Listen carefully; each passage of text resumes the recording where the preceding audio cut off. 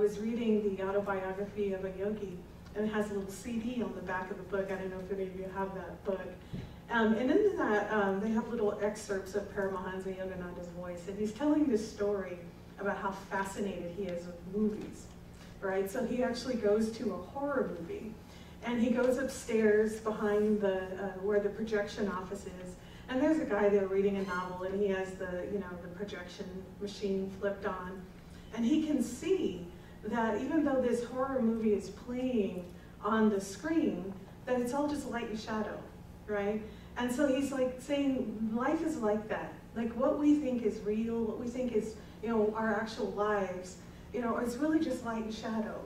And we're sitting there in the audience. He says he could see the audience screaming in horror at whatever was going on with this, terrible movie. And he says so many times that we're like that. We're like looking at this movie, relating to it like it's actually real, when actually it's just light and shadow. And he said in his mind, he actually thought God was like the projectionist. He's like reading a novel while this, while this movie is going on. And he said, he asked God, well, what is the message for people? And he said, the message for people is to know that you're just watching a movie. It's all light and shadow. And to trust the light that's within you. To trust your own beam of light. Because that's where your actual movie is good. That's the source of your actual movie. And so I want to talk with you about that. We have a new book, and I left it down here, that I want to start using. We read the Joel Goldsmith book, The Art of Healing, and Joel Goldsmith can do no wrong, in my opinion. And so I thought it would be nice if we had kind of a guide on what we were doing on Wednesdays. So I went and I was sitting in High Watch, and Joel Goldsmith fell out of the sky, and so I always listen to it when it falls out of the sky. And it turns out they have a truckload of these in the bookstore. It's one of those little flukes in life when things are exactly how they should be. And so they misordered this instead of The Art of Healing. So we're going to use The Art of Spiritual Living. So I'm going to cover part of chapter 1, and I'll cover the second part of chapter 1 next week. So just kind of letting you know. And there's a meditation in here that we're going to use for part of our meditation today. So what we're talking about is inquiring within. And Joel Goldsmith in this book is talking about the kingdom of God is not found on a holy mountain. So a lot of what I'm going to be saying to you, you heard it before, but sometimes it's really important to just kind of ground that in. So God isn't found in a holy mountain, although God is in the mountain. That God is not found in the thunder, although God is in the thunder. When we talk about these instances in the Bible where somebody goes and they go away to fast, or they get, hold 10 commandments or tablets, there's always this reference to a mountain.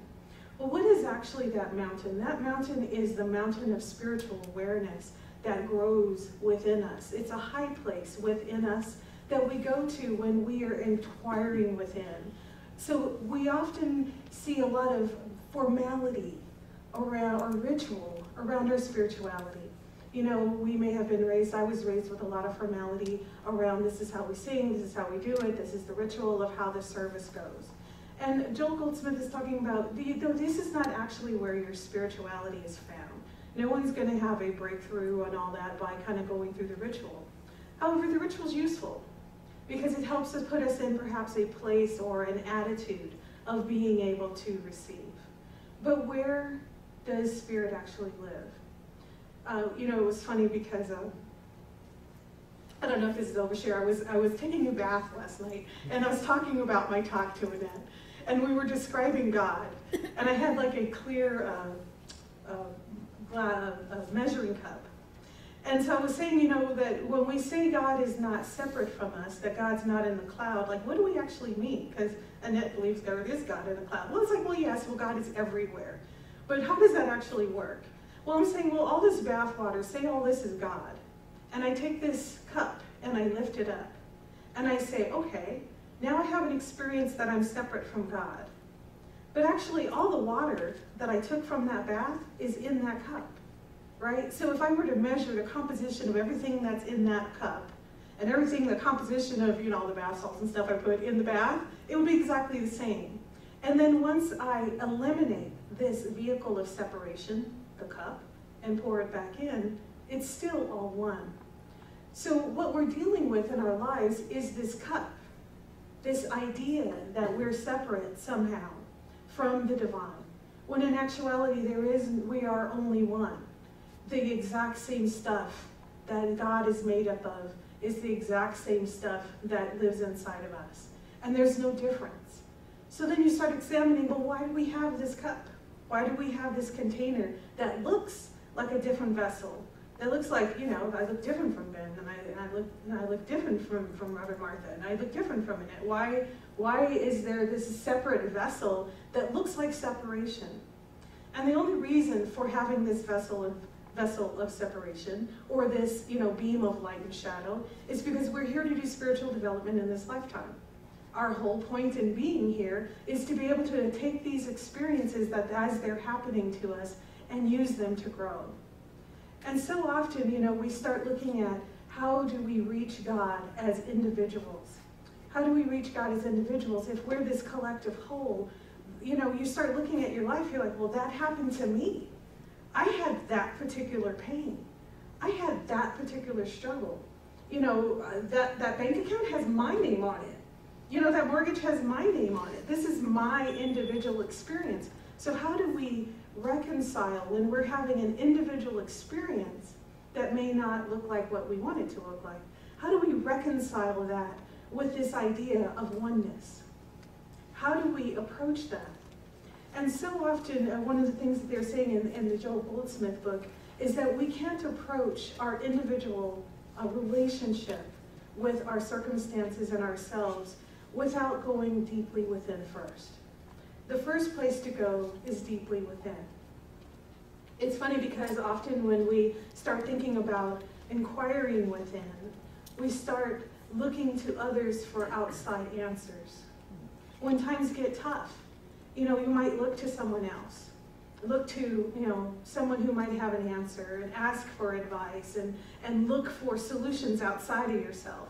You know, there's a whole lot of places where we're panicked by circumstances look like something I don't want to, or we can look outside of ourselves for that. But the thing is that what we know is that like attracts like. And Eckhart Tolle said that if you're attracted to a spiritual guru or a spiritual practice or a spiritual teaching, it's because there's a light in you that recognizes the light in them, and it's a match. And so when you are in that situation, when I'm in that situation, and I can't see the forest for the trees, and all I see is this octopus on my face that looks like my problem, right? How do I get past all of this? I can just go within and say, if I can't see it right now, have me see it out here, because it's the same thing, there's no separation. So I can call on the spirit inside of me, say, manifest, let me see it, let me see it, let me see it, let me hear it. Sometimes it'll drop in, like out of the blue, out of meditation. Sometimes someone will come up to me and say, you know, I had the funniest little thing, and impart that wisdom. But what we have to know is that we always have the answer. And no matter what we're dealing with, no matter how hard it seems, no matter how difficult it seems, no matter how weird or kooky or impossible, that there is no such thing as something that we are facing that we don't have inside of us the tools to be able to handle it. Or we don't have, there's no instance where we don't have what it takes. God's grace is always sufficient for us. What's inside of us is that grace. You know, it's so funny that as an attorney, often I want to figure it out. You know, I want to think my way through the problem, and I'll strategize, and I'll write a pro and con list, and I'll go and poll the 5 smartest people I know, and what would you do in this situation, right? I can get analytical on you in a minute, right? I'm naturally an artist, and I think of myself as more of a healer type. But I have to train my mind in order to be an attorney. So one of the first things they do to you in law school is they give you like really emotionally, Mike can speak to this, you can speak to this. They give you really emotional cases, and then you have to find the law through, because you have to be able to cut through emotion to get to the logic. The idea is that logic and strategy are a higher form of thought form than perhaps emotion or intuition. I've had more than one law professor tell me, oh, you're very intuitive. I was like, thank you. Someone was like, they're insulting you. Right? I was like, oh, I thought that was a good thing. So we train our minds to have logic and strategy be primary. But one of the things in one of my classes I was taking in a ministerial school was about the Bhagavad Gita and the Upanishads, which are the East Indian scriptures texts. And they have one of the theories is called the yoga of intelligence. Now the yoga of intelligence means living in the spirit of what true intelligence is. They've defined that yes, there is God in everything. There's a God they call Purusha. It's the nature and everything. It's the impelling of nature to have a season, and of birds to have instincts and to fly where they want to and where they need to. There's this natural, godlike, spirit quality energy in everything that manifests itself according to its own nature. It's just how things are naturally going to go. Right? The sun is going to come up, and the moon will show up, and like all of that, right? Nature. Well, we also talk about that in Science of Mind too. We talk about race consciousness, right? There's also this race consciousness where everyone's thought kind of it permeates, these energy thought forms permeate the world, and things kind of would go that way, but for interjecting spirit. So we have the ability, as having God consciousness and energy within us, to be the commercial to the regularly scheduled programming, right? We can say, I'm going to stop this like natural progression of how things are probably going to go, and I'm going to drop into spirit, and from this place of spirit within me, I'm going to create something that I create.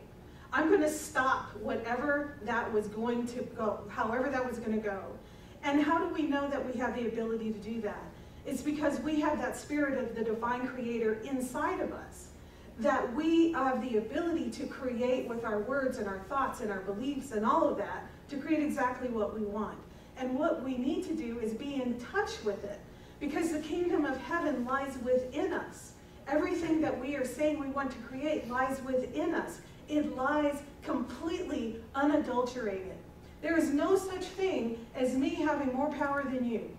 There is no such thing as anybody having more power, because we all have an equal measure of God within us that's completely pure, that is completely powerful. The only thing that is missing is our willingness to allow ourselves to be a channel for that divine power. That is the only difference between one person who's living in power and the other person who's living at the cause and the effect. That is the only difference. And it becomes an issue of choice. It's a choice every minute. It's a choice every minute. Jesus told Peter says, how many times should I forgive? And he says, 7 times. And Jesus says, no, 70 times 7, right? Well, that's not just true for forgiveness. That's true for us tapping into this utter essence, this beauty of the divine living in us. Tap into it, tap into it, tap into it. We constantly touch back, feedback, touching in. We do this because we know spirit is. We know inside of us where spirit is, where it lives, how it feels, how juicy that feels. We know what that bliss feels like when you touch into that space in us that feels like love of the divine. That bliss, and you can feel it. It feels right. It feels like bliss. In that space, there's peace. In that space, we tap into our absolute ability to create. So we're inquiring within over and over and over until we find ourselves living in that space. Dr. Michael Bernard Beckwith has 4 stages of consciousness that he talks about. The first stage being a victim mentality. Life is happening to me. It happened to me that this happened, in any circumstance of life, where the victim mentality, the victim consciousness, life is happening to you. The second stage is manifestor consciousness, which some of us, I think, thought was the ultimate goal. The manifestor consciousness is you do it, right? So you're able to create something different, which is an improvement from the victim blame kind of thing, right? It's a step up, manifestor consciousness. Life happens because I made it happen, yay me, right? The next step is channeler consciousness, where life is happening through you. You're in the zone. We're in meditation. We're a channel for the divine. There's that time when you're doing your work, you're having that conversation, you're in prayer, you're in meditation, and it just flows through you. You can just feel that spirit, that energy channeling through you. But the highest form that he's identified is when consciousness occurs as us. When we are no longer asking, God, where's the money? We're no longer saying, okay, if I do this, if I do this, if I do this, and if I believe this, and I affirm that, then maybe this will show up. We're no longer relating to anything in the universe as being outside of us. We are inside the consciousness and that awareness. We've poured that water back into the bath water. We are part of that ocean of divine consciousness. In that ocean of divine consciousness, there's no such thing as lack. There isn't. We made it up. There's no such thing as being infirm, as sickness, as sadness. In that divine consciousness, God has one plan for your life, and it's bliss and joy. You live in that space. Now, life may happen, but what happens is we get in the space where we are no longer reacting to everything that happens in life. We are no longer the victim. We are no longer buffeted here and there and there, because we live in this solid space of knowing that it's a movie. You're not going to sit, you can no longer sit in the theater of that film and scream your head off and worry that Frankenstein's going to come get you, because the reality is, it's no longer real. That you start watching a different movie that's showing from the inside of you, that starts showing from the inside of you out. And we're no longer reacting. We're no longer happy and sad based on circumstances. We're no longer based on how we feel about something or what something looks like, because we know the absolute truth of the situation. The absolute truth is the kingdom of God is within us. And all we have to do is inquire within.